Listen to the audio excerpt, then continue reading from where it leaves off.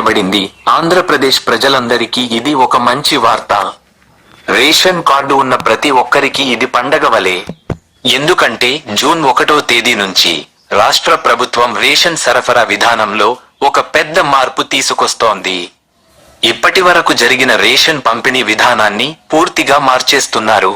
ముఖ్యంగా అవకతవకలు, అక్రమాలు, ప్రజల అసౌకర్యాలను తొలగించేందుకు ప్రభుత్వం కసరత్తు. ఇప్పటి వరకు కొన్ని ప్రాంతాల్లో డోర్ డెలివరీ ద్వారా ఎన్డీయూ వాహనాల సహాయంతో రేషన్ సరుకులు పంపిణీ అయ్యేవి. కానీ ఈ విధానం వల్ల చాలా మందికి సమస్యలు ఎదురయ్యాయి. కొన్ని చోట్ల సరుకులు సరిగా అందలేదని ఫిర్యాదులు వచ్చాయి. కొన్ని చోట్ల బియ్యం అక్రమంగా రవాణా అయ్యిందని ఆరోపణలు వచ్చాయి. మధ్యవర్తులు ఇందులో లాభపడుతుండగా నిజంగా అర్హత ఉన్న వారికి నష్టమే ఎదురైంది. ఈ నేపథ్యంలో పౌర సరఫరాల శాఖ మంత్రి నాదెండ్ల మనోహర్ స్పందిస్తూ కొత్త విధానం ప్రకటించారు. ఇకపై రేషన్ సరుకులు ఎవరూ ఇంటికి వచ్చి ఇవ్వరు. ప్రతి ఒక్కరూ తాము ఆధారంగా ఉన్న రేషన్ షాపుకే వెళ్లి సరుకులు తీసుకోవాలి. అయితే వృద్ధులకు, దివ్యాంగులకు మాత్రం మినహాయింపు ఉంది. వారి కోసం డోర్ డెలివరీ కొనసాగుతుంది. ఇలాంటి మార్పు వల్ల పౌర సరఫరాలో పారదర్శకత పెరుగుతుంది.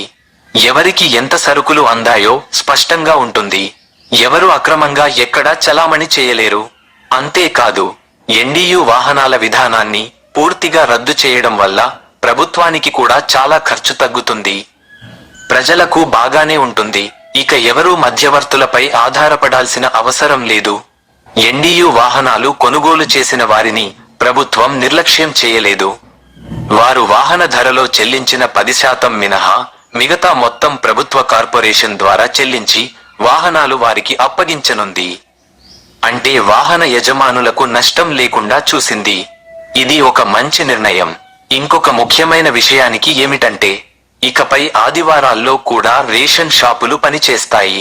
ఇది ప్రతి ఇంటికి అనుకూలంగా ఉంటుంది. ఎవరైనా వారం రోజుల లోపల, అంటే 1వ తేదీ నుంచి 15వ తేదీ మధ్య ఎప్పుడైనా వెళ్లి రేషన్ తీసుకోవచ్చు. ఇది బిజీ జీవితం గల వారికి గొప్ప సౌకర్యం. ఇక పని సమయాల్లో వెళ్లలేని వాళ్లు వీలైనప్పుడు వెళ్ళొచ్చు. ఈ కొత్త విధానంలో ప్రతి రేషన్ షాప్కు ప్రత్యేక కోడ్, ఫోటో ఆధారంగా గుర్తింపు ఉంటుంది. ఈ వివరాలు అన్నీ డిజిటల్ ఫార్మాట్లో నమోదు అవుతాయి. ప్రజలు ఎవరూ తప్పు చెయ్యలేరు. అంతేకాదు, ఈ పద్ధతి ద్వారా అక్రమ రవాణాకు తలుపులు మూసేస్తారు. మధ్యవర్తుల బీభత్సం అంతమవుతుంది. ఇకపోతే ప్రభుత్వం కావాలనుకుంటే నిత్యావసర వస్తువుల ధరలు పెరిగినప్పుడు రేషన్ షాపుల ద్వారానే ఆ సరుకులను సబ్సిడీ ధరలకు ఇవ్వనుంది. అంటే మార్కెట్లో ధరలు పెరిగినా ప్రజలు భారపడకుండానే సరుకులు దొరుకుతాయి. ఇది కూడా ప్రజలపై ఆర్థిక ఒత్తిడిని తగ్గించేందుకు మంచి నిర్ణయం. గత ప్రభుత్వంపై మండిపడుతూ మంత్రి మాట్లాడుతూ, ఇంటింటికి రేషన్ అన్న పేరుతో ప్రజలను మోసం చేశారు. రోజులో 4 గంటలే సరుకులు ఇచ్చేవారు. అది కూడా ఎక్కువ మంది ఉద్యోగాల్లో ఉండటంతో లైన్లో వేచి ఉండాల్సి వచ్చేది. ప్రజలు చాలా ఇబ్బంది పడ్డారు అన్నారు.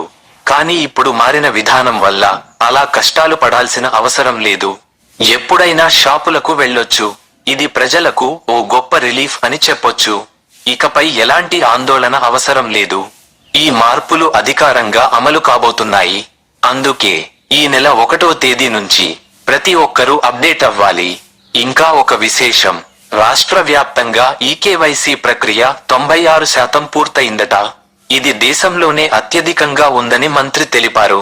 ఈ సక్సెస్ ప్రజల సహకారం వల్లనే సాధ్యమైందని చెప్పారు. కేంద్ర ప్రభుత్వ సహకారంతో రాష్ట్ర ప్రభుత్వం కలిసి ప్రతి ఒక్కరికి ఆహార భద్రత కల్పించేందుకు కృషి చేస్తోంది. సారాంశంగా చెప్పాలంటే, జూన్ 1 నుంచి కొత్త రేషన్ విధానం రాష్ట్ర వ్యాప్తంగా అమలులోకి రానుంది. ఇది పూర్తిగా ప్రజల మేలు కోసమే. అవకతవకలు తగ్గి పారదర్శకత పెరిగేలా ఉండే ఈ మార్పును ప్రతి ఒక్కరూ స్వాగతించాలి. ఇక మీదట రేషన్ పొందడంలో ఇబ్బంది ఉండదు. సౌకర్యంగా, సమయానుకూలంగా, సమర్థవంతంగా రేషన్ సరుకులు అందుబాటులోకి వస్తాయి. ఈ విధానం వల్ల నిజంగా అర్హులైన వారికి మేలు జరుగుతుంది. అసౌకర్యాలు తొలగిపోతాయి. అందుకే జూన్ 1వ తేదీ కోసం ప్రతి కుటుంబం ఎదురు చూడొచ్చు. ఇది నిజంగా ఓ పెద్ద పండుగలా మారబోతోంది.